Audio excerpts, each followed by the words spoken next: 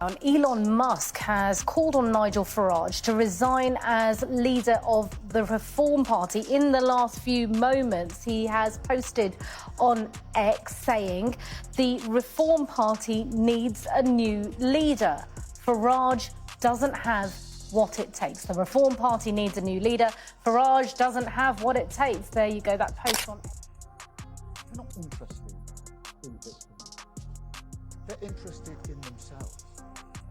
Those who are cheerleading Tommy Robinson, interested in him. They're supporting a man who went to prison for nearly collapsing a grooming case, a gang. Elon Musk has sparked a political storm with just one tweet. Out of the blue, he declared that Nigel Farage isn't the right man to lead Reform UK. That's not a small claim, especially coming from someone who was thought to be a key backer of Farage and the party's rising momentum. But what's behind this sudden shift? The root of the fallout lies in Tommy Robinson, a controversial figure with a dedicated base of supporters. Farage has made it clear that Robinson has no place in Reform UK. Musk, however, doesn't seem to agree. He thinks Robinson's popularity could give the party an edge. This clash isn't just about personalities, it's about strategy. Should Reform UK stick to Farage's vision or risk embracing someone as divisive as Robinson to grow their base?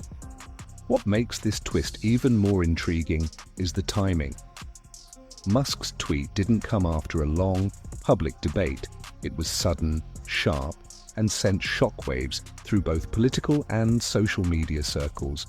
Reform UK, which has been gaining ground as an alternative to the traditional political giants, now faces an unexpected test. I think he's a hero, and I said that well before any potential money was offered. That's what friendships are based on. And is his friend, Elon Musk, now your friend, and is he going to give you millions of pounds? Well, that's a real question, isn't it? Now, forget about the $100 million being talked about in the newspaper. Are you going to give you money? That is for the birds. Is he going to give you money? He may well do. He may well do. But it's got to be legal. He's got to be comfortable with it. He may well give us money. Whether he does or not, I tell you what he gives us. With huge numbers of young people, he makes us look cool. Is the reason you hope he's going to give you money, is that why you don't want to criticise him? I think I've made it perfectly clear that I don't agree with everything he stands for. But I do believe in free speech. For Farage, this is a critical moment. Will he hold firm to his principles, even if it risks losing Musk's support? Or will the pressure push him toward a compromise? And what does Musk's dramatic pivot say about his role in politics? One thing's for sure, this isn't just a disagreement, it's a turning point. Elon Musk's fallout with Nigel Farage might just be the best news Keir Starmer has received all year, without him even lifting a finger. Reform UK, which had been gaining traction as a disruptive force in British politics, now looks less stable. That's music to the ears of Starmer and the Labour Party, as a divided opposition means less competition. He's very supportive of me. He's very supportive of the party. He sees Robinson as one of these people that fought against the grooming gangs. But of course the truth is Tommy Robinson's in prison, not for that, but for contempt of court for the third occasion. Here's the catch. Musk wasn't just any supporter. His potential investment in Reform UK could have turbocharged their reach, giving them the kind of resources most smaller parties can only dream of. Farage had positioned Reform UK as a viable alternative to Labour and the Conservatives. But Musk's sudden pivot risks throwing that momentum off course. For Starmer, this shift could ease some pressure. Reform UK's growing popularity posed a threat by peeling away voters disillusioned with the mainstream parties. A weakened Reform UK allows Labour to tighten its grip on voters who might have been tempted to switch. Those who are cheerleading Tommy Robinson, they're supporting a man who went to prison for nearly collapsing a grooming case, a gang grooming case.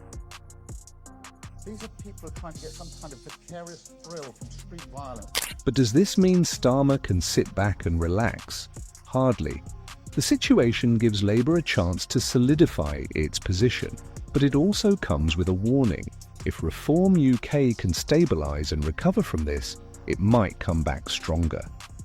For now, though, the cracks in Farage's relationship with Musk seem to benefit Starmer most, even if it's purely by coincidence. Could this turn of events shift the political landscape in Labour's favour? Time will tell, but for now, Starmer has every reason to enjoy the chaos from the sidelines. Elon Musk's tweet blindsided everyone. One moment, he seemed aligned with Nigel Farage and Reform UK. The next, he publicly declared Farage unfit to lead. The timing, the bluntness, and the platform Twitter turned what could have been a quiet disagreement into a full-blown spectacle. But why did Musk choose to air this out so publicly? To Jess Phillips and others, that in my book, a line has been crossed. I enjoy the cut and thrust of politics, the robust debate that we must have, but that's got to be based on facts and truth, not on lies. The tweet wasn't just unexpected, it felt personal. Musk accused Farage of stifling the party's potential by excluding Tommy Robinson. Farage's decision to keep Robinson at bay was a calculated one, aimed at avoiding associations with far-right politics. But Musk's frustration suggests he saw it as a missed opportunity to tap into Robinson's large and loyal base. Have you or anyone from Reform UK been in touch with Elon Musk about his tweets on UK politics in recent days? I haven't spoken to him for some time, a few days. He's tweeting about everything. He's tweeting about farming, he's tweeting about Keir Starmer's competence, he's tweeting about Tommy Robinson, he's tweeting about me, Reform UK. He has a whole range of opinions, some of which I agree with very strongly, and others of which I'm more reticent about. Oh, having him as a supporter is very helpful to our cause. I mean, goodness me. I mean, he's an absolute hero figure, particularly to young people in this country. So yes, he's very helpful indeed. Now look, everyone says, well, what about his comments on Tommy Robinson? Look, my position is perfectly clear on that. I never wanted Tommy Robinson to join UKIP. I don't want him to join Reform UK, and he won't be. This isn't the first time Musk has used Twitter to make waves, but his criticism of Farage felt unusually sharp. It wasn't a carefully worded press statement or private negotiation. It was a public dismissal. And it left Reform UK scrambling to manage the fallout. The political world is still trying to make sense of it all. Why would Musk, who seemed to back Reform UK's rise, risk damaging the party's credibility with such a sudden move? Was it a strategy to push Farage into changing course, or a sign that Musk's patience had simply run out? One thing is certain, the unpredictability of this announcement has turned heads across the board. And as the dust settles, the question remains, what's Musk's next move? Do you worry that the party pooper could be the person who may be your biggest saviour a week ago, Elon Musk? You called him a bloody hero on Boxing Day. Yeah. You said you were expecting a reasonably sized donation. Do you still think that? He's saying remarks now attacking Britain, supporting Tommy Robinson. Is he now political kryptonite to you? Well, he's attacking the leadership of Britain. I mean, he's saying Britain's been terribly badly led, and that the grooming scandal, the mass rape scandal, which has resurfaced, and transcripts of what was said in court have been online, and I recommend you at home don't read them. You won't sleep at night. And so, yes, he is attacking the leadership in Britain. He's very supportive of me. He's very supportive of the party. He sees Robinson as one of these people that fought against the grooming gangs. But of course the truth is Tommy Robinson's in prison, not for that, but for contempt of court for the third occasion. But I mean, equally, there are people in Britain who think that Robinson is a political prisoner. That's the narrative that he's pushed out. That's how he earns his living, but it isn't quite true. Would you accept Robinson as a member of your party? You quit UKIP over the association with him last time. No. Look, Robinson has been to prison many, many times for many, many things. Mortgage fraud, passport problems, you name it. He's got his own campaign. We are a political party aiming to win the next general election. He's not what we need. The clash between Nigel Farage and Elon Musk comes down to one name, Tommy Robinson. Farage has made it clear that Robinson isn't welcome in Reform UK. Musk, on the other hand, sees Robinson's influence as an untapped resource. This disagreement has questions about the direction and values of Reform UK. Robinson is no stranger to controversy. His strong following comes with equally strong criticism. Farage likely saw allowing him into the party as too big of a risk. Reform UK, after all, has worked hard to present itself as a respectable alternative to Labour and the Conservatives. Bringing in someone as divisive as Robinson could undo that progress. The King of the United Kingdom, this is a respectful suggestion, but it's time to dissolve Parliament. Hear me out. The current system feels outdated, inefficient, and honestly, incapable of meeting the challenges of today's world. The people of the UK deserve a government that's fast, responsive, and designed for the future, not one stuck in the past. Dissolving Parliament might seem drastic, but sometimes the biggest leaps forward require breaking free from what's holding you back. But Musk's argument is simple. Robinson has supporters, and Reform UK needs numbers. In a political climate where gaining public support is everything, Musk's frustration suggests he believes the party is playing it too safe.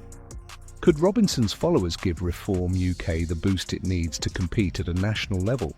Or would it alienate more moderate voters who are just starting to pay attention? This divide isn't just about Robinson, it's about the future of Reform UK. Should it take risks to grow quickly or stay cautious to maintain its image? This decision will shape the party's identity moving forward. With both sides holding firm, the question is whether Farage can stick to his principles without losing Musk's backing, and what it means for Reform UK if he can't. You know, in the US, we have the First Amendment, but in Europe, they don't really have freedom of speech. We're in a rare situation where we can actually speak freely. And then you look at the UK, where people are getting 2 or 3 year prison sentences just for a Facebook post. It's crazy. I'm honestly starting to think I shouldn't even visit anymore. Imagine tweeting something and then getting dragged off to prison for it. It's insane. What's happening to free speech over there?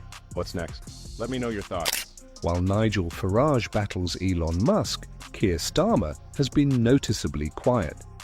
Since delivering a brief New Year's message, the Labour leader has kept a low profile. Instead of addressing the country's mounting challenges, he's been spotted vacationing in Madeira. For some, this silence raises concerns about his priorities. Back home, severe weather has left pensioners struggling to heat their homes. Starmer's absence during such a crisis hasn't gone unnoticed. Critics argue that a leader should be present, especially during tough times. His trip abroad at a time like this risks making him look out of touch. Last year, the Prime Minister was apparently drawing up plans to remove the winter fuel allowance from pensioners. His Paymaster General went a step further. He said these are the sorts of things that we need to look at. So will he now rule out taking pensioners' winter fuel payments off them to help fund his £46 billion black hole?